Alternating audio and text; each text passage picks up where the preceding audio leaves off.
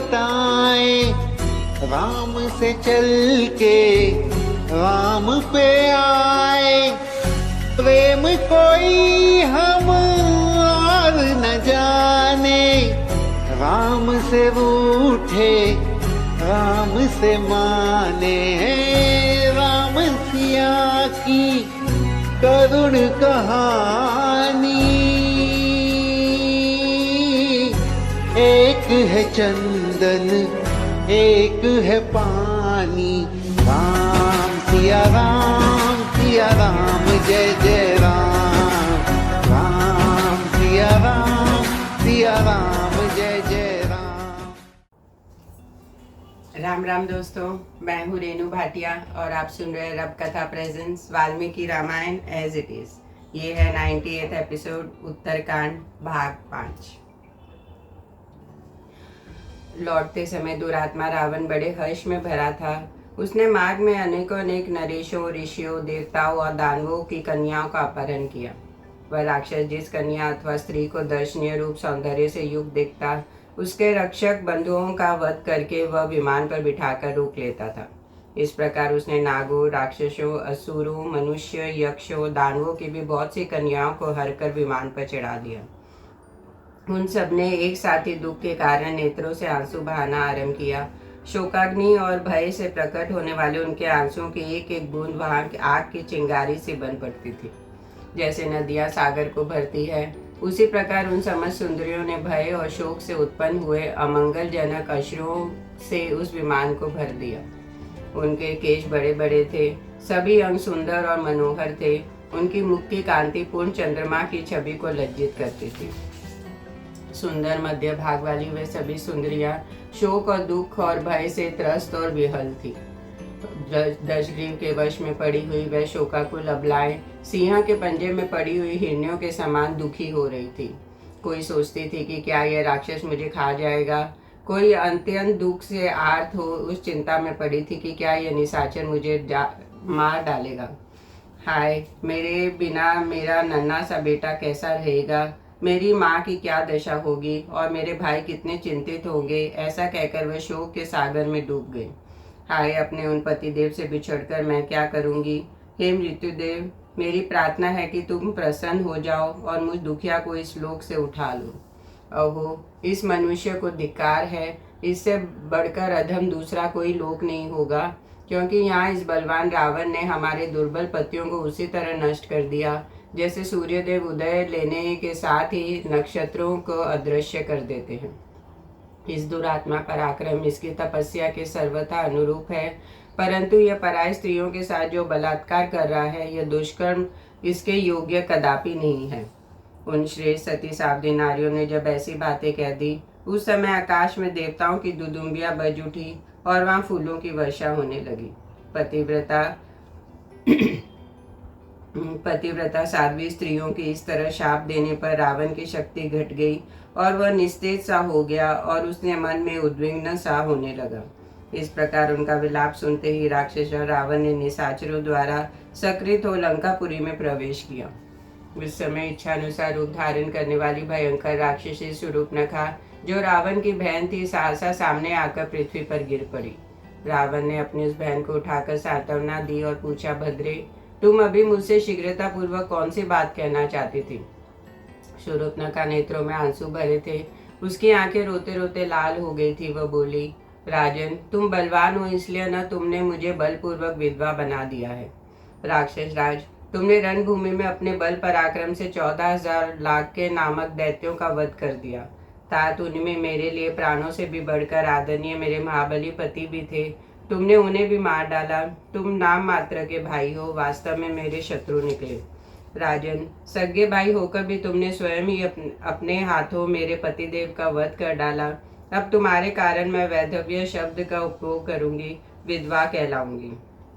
भैया, तुम पिता के तुल्य हो, मेरे पति तुम्हारे दामाद थे। क्या तुम्हें युद्ध में अपने दामाद या बहनों की रक्षा नहीं करनी चाहिए थी? तुमने स्वयं ही युद्ध में अपने दामाद का वध कर दिया। क्या अब भी तुम्हें लज्जा नहीं आती? रोती और कोसती हुई बहन के ऐसा कहने पर दशग्रीव ने उसे सांत्वना देकर समझाते हुए मधुर वाणी में कहा, बेटी, अब रोना व्यर्थ है। तुम्हें किसी तरह भयभीत नहीं होना चाहिए। मैं दान मान और अनुग्रह द्वारा यत्नपूर्वक तुम्हें संतुष्ट करूंगा। मैं युद्ध में उत्तम हो गया था, उन्मत्त हो गया था। मेरा चित्त ठिकाने नहीं था, मुझे केवल विजय पाने की धुन थी, इसलिए लगातार बाण चलाता रहा। समरंगन में जूझते समय मुझे अपने पराय का ज्ञान नहीं हो जाता है। मैं रणोन्मत्त होकर प्रहार कर रहा था, इसलिए दामाद को पहचान न सका। बहन, यही कारण है जिससे तुम युद्ध में तुम्हारे पति मेरे हाथ से मारे गए। अब इस समय जो कर्तव्य प्राप्त है उसके अनुसार मैं सदा तुम्हारे हित का ही साधन करूंगा। यह तुम्हारा मौसेरा भाई निशाचर खर सब कुछ करने में समर्थ है और आदेश का सदा पालन करता रहेगा। यह वीर मेरी आज्ञा से शीघ्र ही दंडकारण्य की रक्षा में जाने वाला है। महाबली दूषण इसका सेनापति होगा।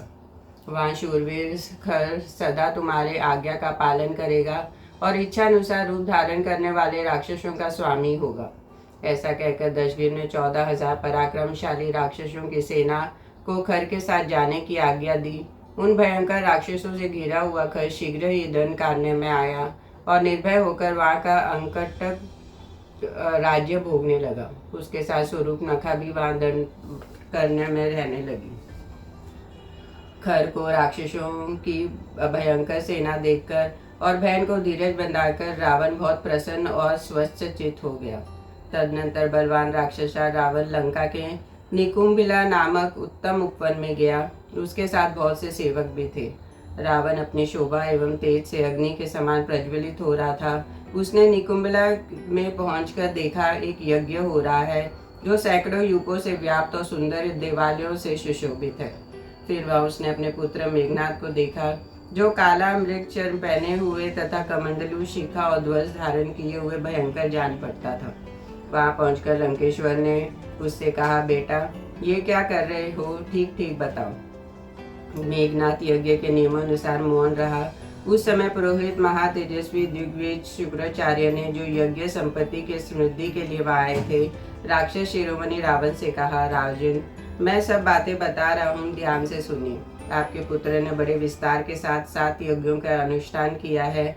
अग्निष्टोम, अश्वमेघ, बहुस्वर्णक, राजसूय, गोमेध और वैष्णव। ये 6 यज्ञ पूर्ण करके जब इसने 7वां महेश्वर यज्ञ, जिसका अनुष्ठान दूसरों के लिए अत्यंत दुर्लभ है, आरंभ किया, तब आपके इस पुत्र को साक्षात भगवान पशुपति ने बहुत से वर प्राप्त हुए। साथ ही इच्छा अनुसार चलने वाला एक दिव्य आकाश रथ भी प्राप्त हुआ। इसके सिवा तामसी नामक माया उत्पन्न हुई है, जिससे अंधकार उत्पन्न किया जाता है। राक्षसेश्वर, संग्राम में इस माया का प्रयोग करने पर देवता और असुरों को भी प्रयोग करने वाले पुरुष की गतिविधि का पता नहीं चल सकता। राजन, 12 से भरे हुए 2 अक्षय तर्कस, अटूट धनुष्य, रणभूमि में शत्रु का विध्वंस करने वाला प्रबल अस्त्र, इन सबकी प्राप्ति हुई है। दशानन, तुम्हारा यह पुत्र इन सभी मनोवांछित वरों को पाकर आज यज्ञ की समाप्ति के दिन तुम्हारे दर्शन की इच्छा से यहाँ खड़ा है। यह सुनकर दशगिर ने कहा, बेटा तुमने यह अच्छा नहीं किया, क्योंकि यह यज्ञ संबंधी द्रव्यों द्वारा मेरे शत्रुभूत इंद्र आदि देवताओं का पूजन हुआ है। अस्तु, जो कर दिया सो अच्छा ही किया, इसमें संशय नहीं है। सौम्य, अब आओ चलो हम लोग अपना घर को चले। तदनंतर दशग्रीव अपने पुत्र और विभीषण के साथ जाकर पुष्पक विमान में उन सब स्त्रियों को उतारा जिन्हें हर के लाया था। वह सब आंसू बहाती हुई गद्य कंडक में विलाप कर रही थी। वह उत्तम लक्षणों से सुशोभित होती थी और देवताओं, दानवों और राक्षसों के घर की रत्न थी। उनमें रावण की आसक्ति जानकर धर्मात्मा विभीषण ने कहा, राजन, यह आचरण यश, धन और कुल का नाश करने वाले हैं। इनके द्वारा जो प्राणियों को पीड़ा दे जाती है, यह उससे भी बड़ा पाप है। इस बात को जानते हुए भी आप सदाचार का उल्लंघन करके स्वेच्छाचार में प्रवृत्त हो रहे हैं। महाराज, इन बेचारी अबलाओं के बंधु बांधवों को मारकर आप इन्हें हर लाए हैं और इधर आपका उल्लंघन करके आपके सिर पर लात रखकर मधु ने मौसरी बहन कुंभी नसी का अपहरण कर लिया। रावण बोला, मैं नहीं समझता कि तुम क्या कह रही हो। जिसका नाम तुमने मधु बताया है वह कौन है? तब विभीषण ने अत्यंत कुपित होकर भाई रावण से कहा, सुनिए, आपके इस पाप कर्म का फल हमें बहन के अपहरण के रूप में प्राप्त हुआ है। हमारे नाना सुमाली के जो बड़ा भाई माल्यवान नाम से विख्यात बुद्धिमान एवं बड़े बूढ़े निशाचर हैं, वह हमारी माता कैकसी के ताऊ हैं। इसी नाते वे हम लोग के भी बड़े नाना हैं। उनके पुत्र अनला हमारी मौसी है, उन्हीं की पुत्री कुंभीनसी है।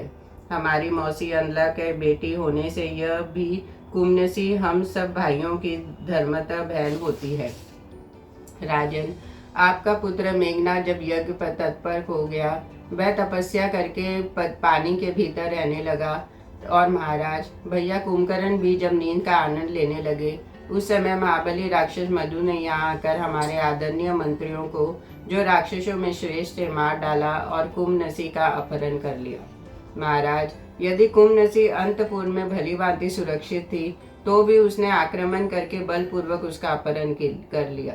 पीछे इस घटना को सुनकर भी हम लोगों ने क्षमा ही की, मधु का वध नहीं किया, क्योंकि जब कन्या विवाह के योग्य हो जाए और उसे किसी योग्य पति के हाथ में सौंप देना ही उचित है। हम भाइयों को अवश्य कार्य पहले कर देना चाहिए था। हमारे यहाँ जो बलपूर्वक कन्या का अपहरण हुआ है, यह आपकी इस दूषित बुद्धि और पाप कर्म का फल है, जो आपको इसी लोक में प्राप्त हो गया। यह बात आपको भली भांति विदित हो जानी चाहिए। विभीषण की यह बात सुनकर राक्षस रावण अपनी की हुई दुष्टता से पीड़ित हो तपे हुए जल वाले समुद्र के समान संतप्त हो उठे। वह रोष से जलने लगा और उसके नेत्र लाल हो गए।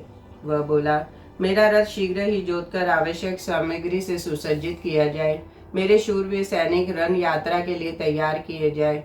भाई कुंभकर्ण और अन्य मुख्य निशाचर नाना प्रकार के अस्त्र शस्त्र से सुसज्जित हो सवारियों पर बैठे।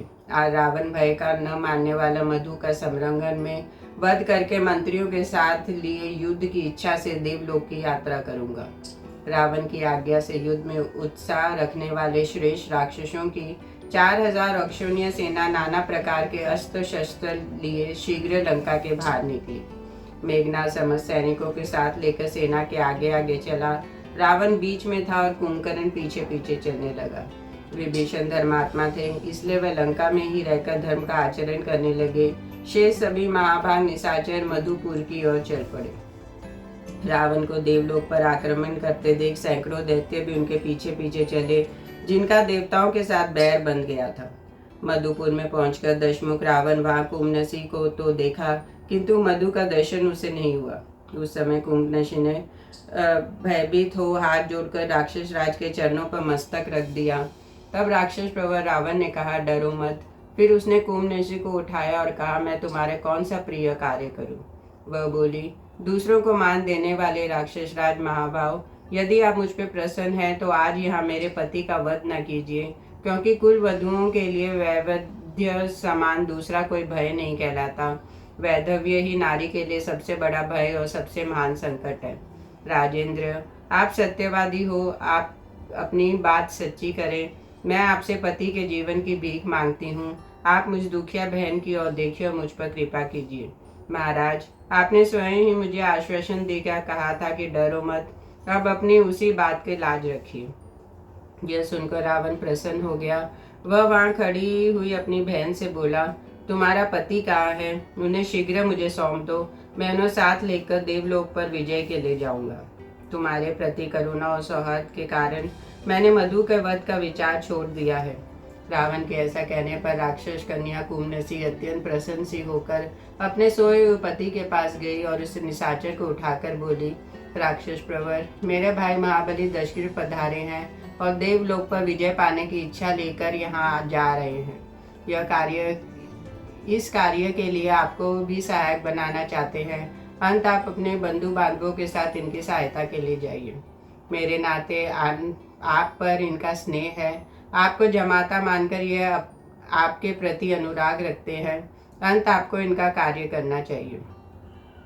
फिर वह न्यायोचित रीति से निकट जाकर निशाचर शिरोमणि राक्षस रावण से मिला। मिलकर उसने धर्म के अनुसार उनका स्वागत सत्कार किया। मधु के भवन में यथोचित आदर सत्कार पाकर पराक्रमी दशग्रीव वहाँ एक रात रहा। फिर सुबह उठ के वहां से जाने को उगत हुआ। मधुपुर से यात्रा करके महेंद्र के तुल्य पराक्रमी राक्षस राज रावण सायकाल तक कुबेर के निवास स्थान कैलाश पर्वत पर जा पहुंचा। वहां उसने अपनी सेना का पड़ाव डालने का विचार किया। जब सूर्य अस्ताचल को चले गए तब पराक्रमी दशग्रीव ने अपने सेना के साथ कैलाश पर ही रात में ठहर जाना ठीक समझा।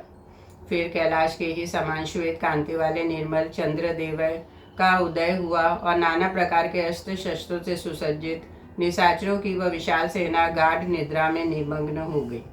परंतु पराक्रमी रावण उस पर्वत के शिखर पर चुपचाप बैठकर चंद्रमा की चांदी से सुशोभित होने वाले उस पर्वत के विभिन्न स्थानों की नैसर्गिक छटा निहारने लगा। कहीं कनेर के दीप्तिमान कानन शोभा पाते थे, कई कदम और बकुल वृक्षों से समूह अपनी रमणीयता बिखेर रहे थे, कई मंदाकिनी से जल से भरी हुई और प्रफुल्ल कमलों से अलंकृत पुष्प कर्णियां शोभा पा रही थी। मधुर कंठ वाले कर्मात्म किन्नर अपनी कामनियों के साथ वहां रात युक्त गीत गा रहे थे, जो कानों में पड़कर मन का आनंद वर्धन करते थे। जिनके नेत्र प्रांत मद से कुछ लाल हो गए थे, वह मद विदाधर युवतियों के साथ क्रीड़ा करते और हर्षमग्न होते थे। वहां से कुबेर के भवन गाती हुई अप्सराओं के गीत की मधुर ध्वनि घंटा नाद के समान सुनाई पड़ती थी। विविध कुसुमों के मधुर मकरंद और पराग से मिश्रित प्रचुर सुगंध लेकर मन बहती हुई सुखद वायु रावण की काम वासना को बढ़ा रही थी। संगति की मीठी गान, भांति भांति के पुष्पों की समृद्धि, शीतल वायु का स्पर्श, पर्वत के आकर्षक गुण, सभी उपकरणों के कारण वह पराक्रमी रावण काम के अधीन हो गया और बारंबार लंबी सांस खींचकर चंद्रमा की ओर देखने लगा। इसी बीच में समस्त अप्सराओं में श्रेष्ठ सुंदरी पूर्ण चंद्रमुखी रंभा दिव्य वस्त्र भूषणों से विभूषित उस मार्ग से निकली। उसके अंगों के दिव्य चंदन का अनुलेप लगा था और केश पाश में पारिजात के पुष्प गूंदे गए थे। दिव्य पुष्पों से वह अपना श्रृंगार करके वह प्रिय समागम रूपी दिव्य उत्सव के लिए जा रही थी।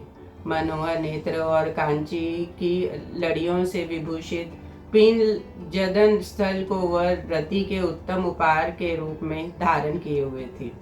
उसका मुख चंद्रमा के समान मनोहर था और दोनों सुंदर भौहें कमान से दिखाई देती थी।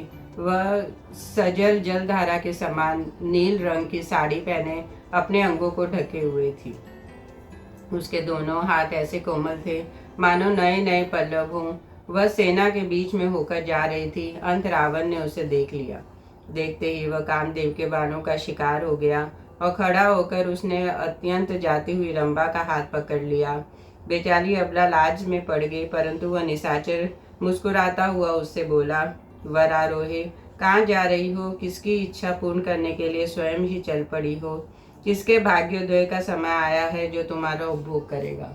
कमल और उपल के सुगंध धारण करने वाले तुम्हारे इस मनोहर मुखारबिंद का रस अमृत का भी अमृत है। आज इस अमृत का रस का आस्वादन करके कौन तृप्त होगा? वीरू, परस्पर सटे हुए सहारे ये स्वर्णमय कलशों के सुंदर पीन ऊर्जों किसके वक्ष स्थलों को अपना स्पर्श प्रदान करेंगे? इंद्र, उपेंद्र अथवा अश्विनी कुमार ही क्यों ना हो, इस समय कौन पुरुष मुझसे बढ़कर है? भीरू, तुम मुझे छोड़कर अत्यंत जा रही हो, ये अच्छा नहीं है। स्थूल नितंब वाली सुंदरी, यह सुंदर शिला, इस पे बैठकर विश्राम करो। इस त्रिभुवन का जो स्वामी है वह मुझसे भिन्न नहीं है। मैं ही संपूर्ण लोकों का अधिपति हूँ, तीनों लोगों के स्वामी का भी स्वामी तथा विधाता। इस दशमुख रावण आज इस प्रकार विनीत भाव से हाथ जोड़कर तुमसे याचना करता है। सुंदरी, मुझे स्वीकार करो। रावण के ऐसा कहने पर रंभा कांप उठी और हाथ जोड़कर बोली, प्रभु प्रसन्न होइए, मुझ पे कृपा कीजिए। आपको ऐसी बात मुंह से नहीं निकालनी चाहिए, क्योंकि आप मेरे गुरुजन हैं, पिता के तुल्य हैं। यदि दूसरे कोई पुरुष मेरा तिरस्कार करने पर उतारू हो तो उनसे भी आपको मेरी रक्षा करनी चाहिए। मैं धर्मतः आपकी पुत्रवधू हूँ, यह आपसे सच्ची बात बता रही हूँ। रंभा अपने चरणों की ओर देखते हुए नीचे मुंह किए खड़ी थी। रावण की दृष्टि पड़ने मात्र से भय के कारण उसके रोंगटे खड़े हो गए थे। उसने उस समय उससे रावण ने कहा, रंभे, यदि यह सिद्ध हो जाए कि तुम मेरे बेटे की बहू हो तभी मेरी पुत्रवधी हो सकती हो, अन्यथा नहीं। तब रंभा ने बहुत अच्छा कहकर रावण को इस प्रकार उत्तर दिया, राक्षस शिरोमणि, धर्म के अनुसार मैं आपके पुत्र की ही भार्य हूँ। आपके बड़े भाई कुबेर के पुत्र मुझे प्राणों से भी बढ़कर प्रिय हैं। वे तीनों लोक में नल कुबेर नाम से विख्यात हैं। तथा धर्मानुष्ठान की दृष्टि से ब्राह्मण और पराक्रम की दृष्टि से क्षत्रिय हैं। वह क्रोध की अग्नि में, क्षमा में पृथ्वी के समान है। उन्हीं को लोकपाल कुमार प्रियतम नल कुबेर को आज मैंने मिलने के लिए संकेत दिया है। यह सारा श्रृंगार मैंने उन्हीं के लिए धारण किया है। जैसे उनका मेरे प्रति अनुराग है, उसी प्रकार मेरा भी उन्हीं के प्रति प्रगाढ़ प्रेम है, दूसरे किसी के प्रति नहीं है। शत्रु का दमन करने वाले राक्षस राज, इस सत्य को दृष्टि में रखकर आप इस समय मुझे छोड़ दीजिए। ये वह मेरे धर्मात्मा प्रियतम उत्सुक होकर मेरी प्रतीक्षा कर रहे हैं। आप मेरे माननीय गुरुजन हैं, अंत आपको मेरी रक्षा करनी चाहिए। रंबे, तुम अपने को जो मेरी पुत्रवधू बता रही हो वह ठीक नहीं जान पड़ता। यह नाता रिश्ता उन स्त्रियों के लिए लागू होता है जो किसी एक पुरुष की पत्नी हो। तुम्हारे देवलोक की तो स्थिति ही दूसरी है। वहाँ सदा से ही ये नियम चला आ रहा है कि अप्सराओं का कोई पति नहीं होता, वहाँ कोई एक स्त्री के साथ विवाह करके नहीं रहता। ऐसा कहकर उस राक्षस ने रंभा को बलपूर्वक शिला पर बिठा लिया और काम भोग से आसक्त हो उसके साथ समागम किया। उसके पुष्प हाथ टूटकर गिर गए, सारे आभूषण अस्त व्यस्त हो गए। उपभोग के बाद रावण ने रंभा को छोड़ दिया। उसकी दशा उस नदी के समान हो गई जिसे किसी गजराज ने क्रीड़ा करके मथ डाला हो। वह अत्यंत व्याकुल हो उठी। वेणी बंद टूटे जाने से उसके खुले हुए केश हवा में उड़ने लगे। उसका श्रृंगार बिगड़ गया, मानो फूलों से सुशोभित होने वाली किसी लता को हवा ने झकझोर दिया है। ब्रह्मा की इस अवस्था को देखकर महामना नलकुबेर ने पूछे, भद्रे क्या बात है, तुम इस तरह मेरे पैरों पर क्यों पड़ी हो? वह थर थर कांप रही थी। उसने लंबी सांस खींचकर हाथ जोड़ लिए और जो कुछ हुआ था वह सब ठीक ठाक बता दिया। देव, वह दशमुख रावण स्वर्ग लोक पर आक्रमण करने के लिए आया है। इसके साथ बहुत बड़ी सेना है। उसने आज रात में यहीं डेरा डाला है। शत्रु दमन वीर, मैं आपके पास आ रही थी किंतु उस राक्षस ने मुझे देख लिया और मेरा हाथ पकड़ लिया। फिर पूछा, तुम कौन स्त्री हो? मैंने उसे सब कुछ सच सच बता दिया, किंतु उसका हृदय कामजनित मोह से आक्रांत था, इसलिए वह मेरी बात नहीं सुनी। देव, मैं बारंबार प्रार्थना करती रही कि मैं आपकी पुत्रवधू हूँ, मुझे छोड़ दीजिए, किंतु उसने मेरी एक बात न सुनी।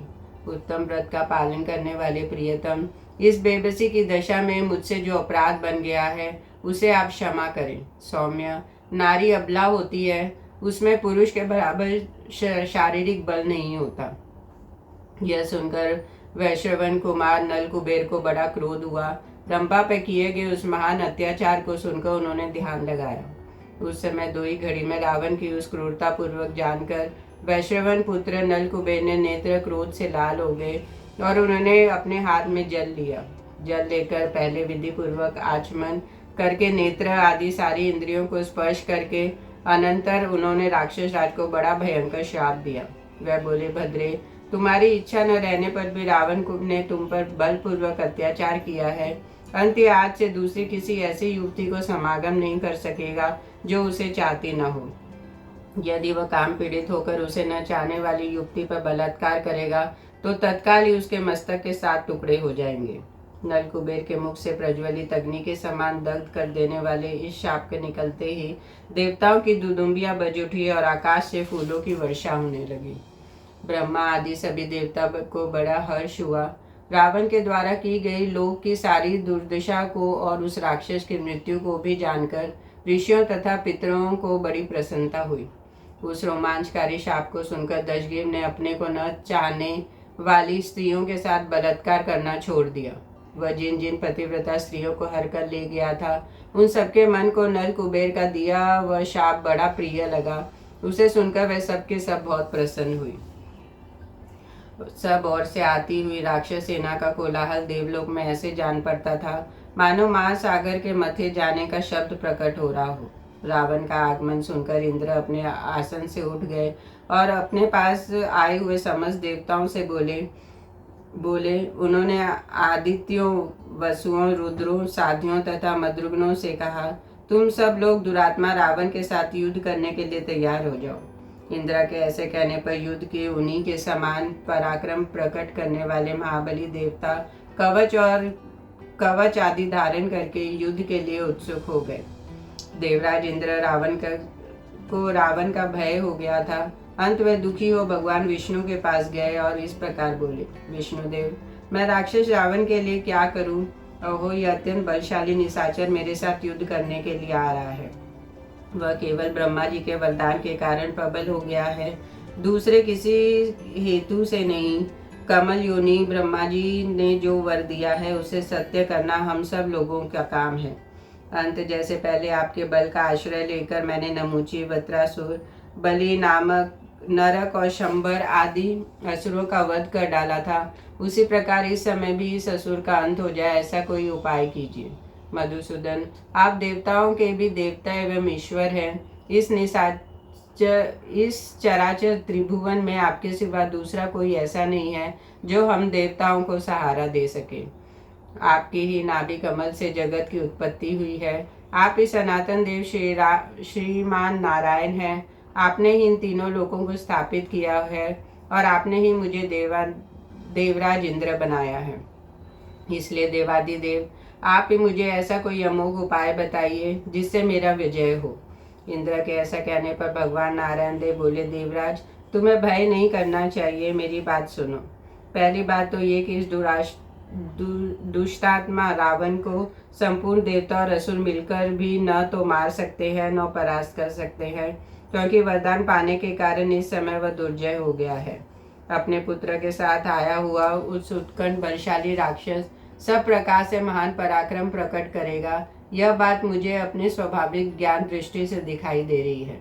सुरेश्वर, दूसरी बात जो मुझे कहनी है इस प्रकार है, तुम जो मुझसे कह रही हो कि आप ही उसके साथ युद्ध कीजिए, उसके उत्तर में निवेदन है कि मैं इस समय युद्ध स्थल में राक्षस रावण का सामना करने के लिए नहीं जाऊंगा। मुझ विष्णु का यह स्वभाव है कि मैं संग्राम में शत्रु का वध किए बिना पीछे नहीं लौटता, परंतु इस समय रावण वरदान से सुरक्षित है, इसलिए उसकी ओर से मेरी इस विजय संबंधी इच्छा की पूर्ति होना कठिन है। परंतु देवेंद्र शक्रेतो, मैं तुम्हारे समीप इस बात की प्रतिज्ञा करता हूँ कि समय आने पर मैं ही इस राक्षस के मृत्यु का कारण बनूंगा। मैं ही रावण को अपने अग्निग्रामी सैनिकों सहित मारूंगा और देवताओं को आनंदित करूंगा। देवराज, यह सब बातें मैंने ठीक ठाक बता दी। महाबली सचिवल्लभ, इस समय तो तुम ही देवताओं सहित जाकर उस राक्षस के साथ निर्भय होकर युद्ध करो। तदनंतर रुद्र, आदित्य, वसु, मरुद्रन और अश्विनी कुमार आदि देवता युद्ध के लिए तैयार होकर तुरंत अमरावतपुरी से बाहर निकले और राक्षसों का सामना करने के लिए आगे बढ़े। इसी बीच रात में बीतते बीतते सब ओर से युद्ध के लिए उगत हुए रावण की सेना महान कोलाहल सुनाई देने लगा। तदनंतर युद्ध के मुहाने पर राक्षसों की उस अत्यंत एवं विशाल सेना को देखकर देवताओं की सेना में बड़ा शोभ हुआ। इस समय रावण के मंत्री शूरवीर राक्षस, जो बड़े भयंकर दिखाई देते थे, युद्ध के लिए आगे बढ़े। उसने कुपित हो नाना प्रकार के पैन अस्त्र शस्त्रों द्वारा देवताओं को उसी तरह मार भगाया जैसे वायु बादलों को छिन्न भिन्न कर देती है। श्री राम, निशाचरों की मार खाकर देवताओं की वह सेना सिंह द्वारा खड़ेदे गए मृगों की भांति संपूर्ण दिशाओं में भाग चली। वह नाना प्रकार के अस्त्र शस्त्रों से सुसज्जित एवं उत्साहित सैनिकों से घिरे थे। उन्होंने शत्रु सेना को संतुष्ट करते हुए रणभूमि में पदार्पण किया।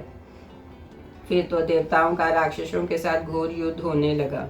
तत्पश्चात समस्त राक्षस समर भूमि में खड़े हुए लाखों देवताओं को नाना प्रकार के घोर अस्त्र शस्त्रों द्वारा मारने लगे। श्री राम, इसी बीच में सुमाली नामक राक्षस ने कुपित होकर नाना प्रकार के आयुधों द्वारा देव सेनाओं पर आक्रमण किया। उसने अत्यंत क्रोध से भरकर बादलों को छिन्न भिन्न कर देने वाली वायु के समान अपनी भांति भांति के तीखे अस्त्र शस्त्रों द्वारा समस्त देवताओं को तितर बितर कर दिया। सुमाली द्वारा देवताओं के भगाए जाने पर 8वें वसु सावित्र को बड़ा क्रोध हुआ। वे अपने रथ सेनाओं के साथ आकर इस प्रकार करने वाले निशाचर के सामने खड़े हो गए। महातेजस्वी सावित्र ने युद्ध स्थल में अपने पराक्रम द्वारा सुमाली को आगे बढ़ने से रोक दिया। सुमाली और वसु दोनों में कोई भी युद्ध में पीछे हटने वाला नहीं था। अंत दोनों में महान रोमांचकारी युद्ध से छिड़ गया। तदनंतर महात्मा वसु ने अपने विशाल बाणों द्वारा सुमाली के सर्प जूते हुए रथ को क्षण भर में तोड़ फोड़ कर गिरा दिया। युद्ध स्थल में सैकड़ों बाणों से छिदे हुए सुमाली के रथ को नष्ट करके वसु ने उस निशाचर के वध के लिए काल दंडक समान एक भयंकर गदा हाथ में ली, जिसका अग्रभाग अग्नि के समान प्रज्वलित हो रहा था। उसे लेकर सवित्र ने सुमाली के मस्तक पर दे मारी। उसके ऊपर गिरती हुई वह गदा उल्का के समान चमक उठी, मानो इंद्र के द्वारा छोड़ा गया विशाल अश्नि भरा गड़गड़ाहट के साथ किसी पर्वत के शिखर पर गिर रही हो। उसके चोट लगते ही सम्रांगण में सुमाली का काम तमाम हो गया। न उसकी हड्डी का पता लगा, न मस्तक का। युद्ध में सुमाली को मारा गया देख वह सब राक्षस एक दूसरे को पुकारते हुए एक साथ चारों ओर भाग खड़े हुए। वसु के द्वारा खड़ेदे जाने पर वह राक्षस समर भूमि में खड़े न रह सके। सुमाली मारा गया। वसु ने उसके शरीर को भस्म कर दिया और देवताओं से पीड़ित होकर मेरी सेना भागी जा रही है, यह देखकर रावण का बलवान पुत्र मेघनाद कुपित हो समस्त राक्षसों को लौटाकर देवताओं से लोहा लेने के लिए स्वयं खड़ा हुआ। नाना प्रकार के आयुध धारण करके अपनी सेना में प्रवेश करने वाले उस मेघनाद को देखते ही सब देवता संपूर्ण दिशाओं की ओर भाग चले। उस समय युद्ध की इच्छा रखने वाले मेघनाद के सामने कोई भी खड़ा न रह सका। देवताओं, भय न करो, युद्ध छोड़कर न जाओ और रण क्षेत्र में लौट आओ। यह मेरा पुत्र जयंत, जो कभी किसी से परास्त नहीं हुआ, युद्ध के लिए जा रहा है। तदनंतर इंद्रपुत्र जयंत देव अद्भुत सजावट से युक्त रथ पर आरूढ़ हो युद्ध के लिए आया। फिर तो सब देवता साची पुत्र जयंत को चारों ओर से घेरकर युद्ध स्थल में आए और रावण के पुत्र पर प्रहार करने लगे। रावण कुमार मेघनाद जयंत के सारथी मातली पुत्र गौमुख पर स्वर्णभूषित बाणों से वर्षा करने लगा। सची पुत्र जयंत ने भी मेघनाद के सारथी को घायल कर दिया। तब कुपित हो मेघनाद ने जयंत को भी सब ओर से शत विशक्त कर दिया। उस समय क्रोध से भरा हुआ बलवान मेघनाद इंद्रपुत्र जयंत को आंख फाड़ फाड़ कर देखकर और बाणों की वर्षा से पीड़ित करने लगा। अपने धनी मूसल, प्रास, गदा, खड्ग और फरस से गिराए तथा बड़े बड़े पर्वत शिखर भी चलाए। शत्रु सेनाओं के संहार में लगे हुए रावण कुमार की माया से उस समय चारों ओर अंधकार छा गया। अन समस्त लोग व्यथित हो उठे। तब सची कुमार के चारों ओर खड़ी हुई देवताओं की वह सेना बाणों द्वारा पीड़ित हो अनेक प्रकार के अस्वस्थ हो गई। अंधकार से आच्छादित हो वह विवेक शक्ति खो बैठे थे। अंत देवताओं को और राक्षसों को मारने लगे तथा बहुत सारे योद्धा युद्ध में से भाग खड़े हुए। इसी बीच में पराक्रमी वीर दैत्यराज पुलोमा युद्ध में आया और सची पुत्र जयंत को पकड़कर वहां से दूर हटा ले गया। वह सची का पिता और जयंत का नाना था। अंत अपने देहित्र को लेकर समुद्र में घुस गया। देवताओं को सब जयंत के गायब होने की बात मालूम हुई। तब उनकी सारी खुशी छिन गई और वह दुखी होकर चारों ओर भागने लगे। उधर नाना सेनाओं के घिरे हुए रावण कुमार मेघनाद ने अत्यंत कुपित हो देवताओं पर धावा किया और बड़े जोर से गर्जना की। पुत्र लापता हो गया और देवताओं की सेना में भगदड़ मच गई। यह देखकर देवराज इंद्र ने मातली से कहा, मेरा रथ ले आओ। मातली ने एक सजाया भयंकर दिव्य एवं विशाल रथ लाकर उपस्थित हो गया। तदनंतर उस रथ पर बिजली से युक्त महाबली मेघ अपने अग्नि भाग से वायु से चंचल हो बड़े जोर शोर से गरजना करने लगे। तत्पश्चात रुद्रो, वसुओं, आदित्यो, अश्विनी कुमार और मृदनों में घिरे हुए देवराज इंद्र नाना प्रकार के अस्त्र शस्त्र साथ लिए पुरी से बाहर निकले। इंद्र के निकलते ही प्रचंड वायु चलने लगी। इसी बीच प्रतापी और दशग्रीव भी विश्वकर्मा के बनाए हुए उस दिव्य रथ पर सवार हुआ। उस रथ में रोंगटे खड़े कर देने वाले विशालकाय सर्प लपेटे थे। उसके निश्वास वायु से वह रथ उस युद्ध स्थल में ज्वालित सा जान पड़ता था। रावण अपने पुत्र को रोककर स्वयं ही युद्ध के लिए खड़ा हुआ। वह रावण पुत्र मेघनाद युद्ध स्थल से निकलकर चुपचाप अपने स्थान पर जा बैठा। फिर देवताओं का राक्षस के साथ युद्ध होने लगा। जल की वर्षा करने वाले मेघों के समान देवता युद्ध स्थल में अस्त्र शस्त्र की वर्षा करने लगे। वह अत्यंत कुपित हो दांत, लात, भुजा, हाथ, शक्ति, तोमर और मदर आदि से जो पाता उसी को देवताओं से देवताओं को पीटता था। वह निशाचर महाभयंकर रुद्रों के साथ भिड़कर घोर युद्ध करने लगा। संग्राम में रुद्रों ने अपने अस्त्र शस्त्रों द्वारा उसे ऐसा शत विषक्त कर दिया था कि उसके शरीर में थोड़ी सी भी जगह बिना घाव के नहीं रह गई थी। कुंभकर्ण का शरीर शस्त्रों से व्याप्त हो खून की धारा बहा रहा था। उस समय वह बिजली तथा गर्जना से युक्त जल की धारा गिराने वाला मेघ के समान जान पड़ता था। कितने ही निशाचर मारे गए, कितने ही कटकर धरती पर लौटने और छटपटाने लगे, और बहुत से राक्षस प्राणहीन हो जाने पर उस रणभूमि में अपने वाहनों से चिपटे रहे। प्राणों का हाथ धोकर धरती पर पड़े हुए उन समस्त राक्षसों का इस तरह युद्ध में मारा जाना जादू सा आश्चर्यजनक जान पड़ता था। युद्ध के मुहाने पर खून की नदी बह निकली, जिसके भीतर अनेक प्रकार के शस्त्र ग्राहों का भ्रमण उत्पन्न करते थे। उस नदी के तट के चारों ओर गिद्ध और कौवे छा गए थे। इसी बीच में प्रतापी दशग्रीव ने जब देखा कि देवताओं ने हमारे समस्त सैनिकों को मार गिराया है, तब उसके क्रोध की सीमा न रही। तब इंद्र ने जोर जोर से टंकार करने वाले अपने विशाल धनुष को खींचा, और उसकी टंकार ध्वनि से दसों दिशाएं प्रतिध्वनि हो उठी। उस विशाल धनुष को खींचकर इंद्र ने रावण के मस्तक पर अग्नि और सूर्य के समान तेजस्वी बाण चलाए। इस प्रकार महाभाव निशाचर दशग्रीव ने भी अपने धनुष से छूटे हुए बाणों की वर्षा से इंद्र को ढक दिया। वह दोनों घोर युद्ध में तत्पर हो जब बाणों की वृष्टि करने लगे, उस समय सब कुछ अंधकार से आच्छादित हो गया, और किसी को किसी भी वस्तु की पहचान नहीं हो पाती थी। जय श्री राम।